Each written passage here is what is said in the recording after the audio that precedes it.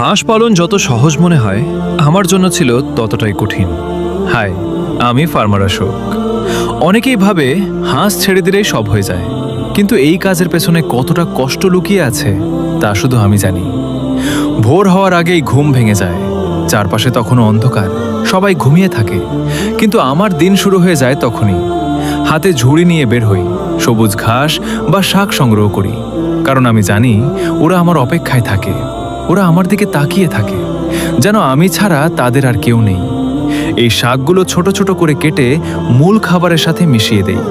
প্রতিটা কাজের মধ্যে থাকে যত্ন, ভালোবাসা আর দায়িত্ব। এমন অনেক দিন গেছে নিজে ঠিকমতো খেতে পারিনি, কিন্তু হাঁসগুলোর খাবার কখনো বন্ধ করিনি, কারণ এরা শুধু হাঁস না, এরা আমার স্বপ্ন, আমার ভবিষ্যৎ। এমন অনেক রাত গেছে যখন একটুও ঘুমাতে পারিনি, চোখে শুধু চিন্তা, মনে শুধু ভয়। একটা হাঁসের বাচ্চার কিছু হলে হৃদয়টা পুড়ে ছাই হয়ে যায়। মনে হয় নিজের পরিবারের কেউ কষ্ট পাচ্ছে, নিজের আপন কেউ হারিয়ে যাচ্ছে। এক রাতে সবকিছু ঠিকঠাক ছিল, কিন্তু হঠাৎ বনবিড়াল এসে কিছু বাচ্চা মেরে ফেলল। সেই রাতটা আজও ভুলতে পারি না।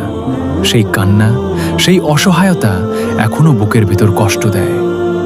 অনেকে আমাকে নিয়ে হাসে, কটু কথা বলে, বলে এই খামার করে কিছুই হবে না, সময় নষ্ট, পরিশ্রম নষ্ট। কিন্তু তারা জানে না এই খামারটাই আমার সব, আমার স্বপ্ন, আমার প্রতিটা ঘামের ফোঁটা, আমার প্রতিটা নির্ঘুম রাত।